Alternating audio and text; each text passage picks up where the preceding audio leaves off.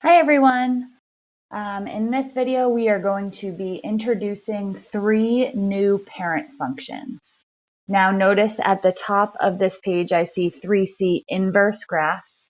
So we're going to be using our knowledge about inverse functions in order to create these new parent functions. So notice above the word inverse I've given us a hint which should remind us about how x is swapping with y when I have an inverse. So in this table here, we're going to have regular x and y. And in this one, it's going to be flip-flopped because that's going to be our inverse function. So the first function we're going to look at is a quadratic function, x squared. Now notice it says where x is greater than or equal to 0. So this here, when you're restricting x, you're restricting your domain. And this is going to be important in order to show the other side of the inverse function. So if x is greater than or equal to 0, I'm going to start my table at 0 and go 1, 2, 3, 4. So from here, if I do x squared, 0 squared is 0, 1 squared is 1, 2 squared is 4, 3 squared is 9, and 4 squared is 16. So I'm going to take those points and I'm going to add them to my graph. So I have 0, 0, 1, 1, 2, 4, and 3, 9. 4, 16 does not fit on my graph. So here I'm just going to draw my curve, and there is that quadratic. Notice I only have the right side of that quadratic, and that's okay because I restricted my domain. So now by the definition of inverse, I take this table and I flip-flop it. So instead of 0, 1, 2, 3, 4 on the x values, those are now the y values. And the x values are 0, 1, 4, 9, 16. Now I'm just going to verify that this makes sense. The function is y equals the square root of x.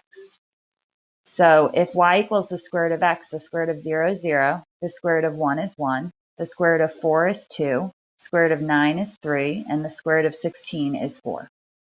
So that makes sense. So now I'm going to graph these points. So I start at 0, 0, and then I've got 1, 1, 4, 2, 9, 3, and I can't fit the last one on this graph. So here is what my square root function looks like. And there I have my very first inverse graphs. So I have a quadratic function and I have a square root function.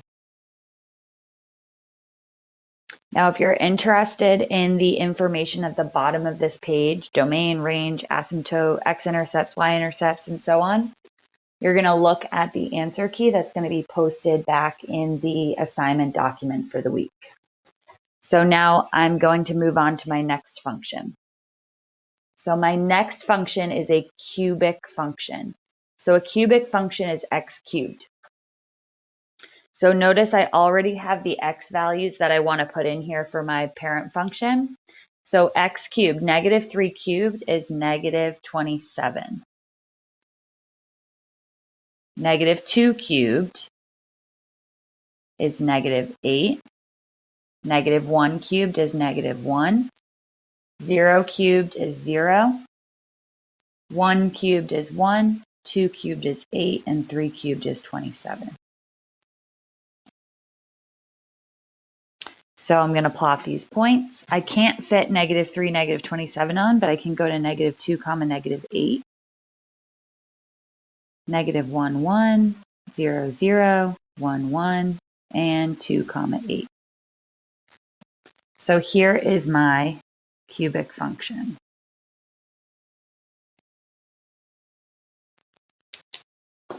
So now from here, I flip-flop my x and y values. So now the x values become the y values.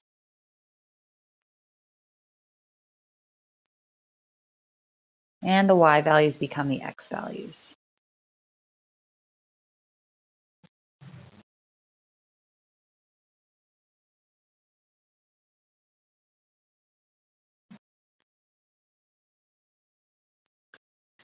So let's think about this. The cube root of negative 27 is in fact negative 3. The cube root of negative 8 is negative 2. The cube root of negative 1 is negative 1. The cube root of 0 is 0, and so on. All of those would make sense in that cube root.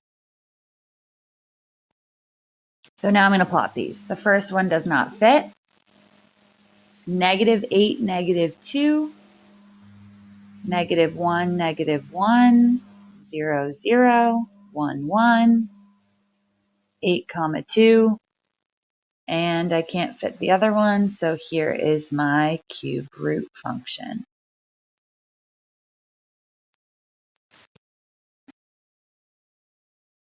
Again, if you want to look at that information at the bottom, that's going to be in the link on the assignment document.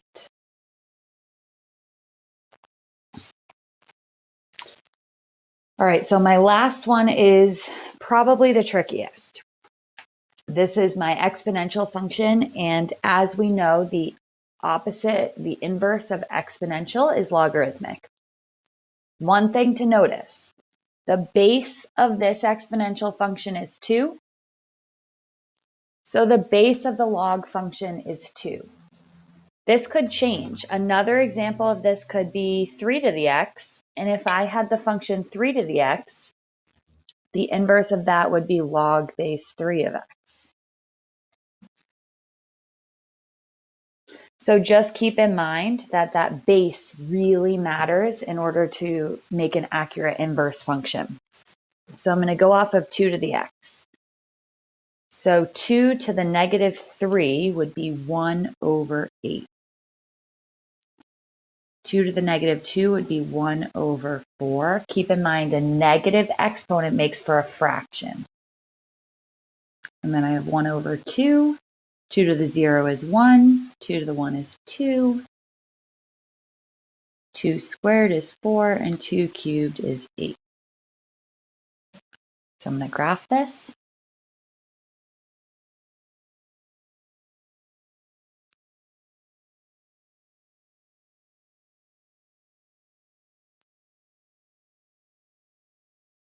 So I have a nice exponential curve with all of those points.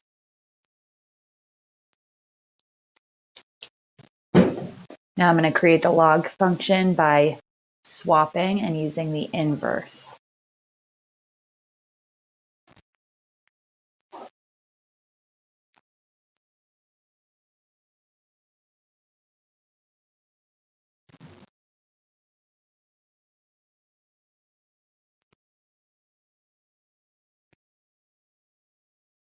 All right, so 1/8 comma negative 3. So 1/8 is really close to 0, and I go down to negative 3. 1/4 comma negative 2. 1/2 comma negative 1. 1 comma 0.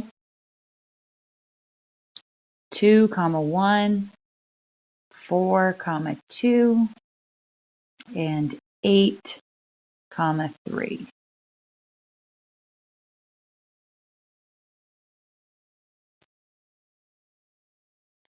All right, and there is my log function. So one thing to really make note of in this, where's my highlighter? So this point here, 0 comma 1, is pretty standard for any exponential function because anything to the 0 power is equal to 1. So since this is a pretty standard point for exponential, 1 comma 0 is also a pretty standard point for a logarithmic. So these are going to be points that are really helpful to you.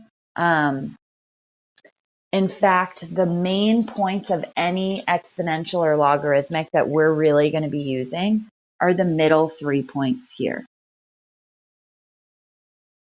Because any base to the first power is the base itself. So 1 comma whatever the base is going to be a common point, which makes the base comma 1 an important point in the logarithmic. And likewise with the negative 1, anything to the negative power is just 1 over that number. So 2 to the negative 1 is 1 over that base. If I were using what I had created with 3 to the x, 3 to the negative 1 would be 1 over 3. 3 to the 1 would be 3. So these are going to be really important points in creating the tables and actually graphing exponential and logarithmic functions.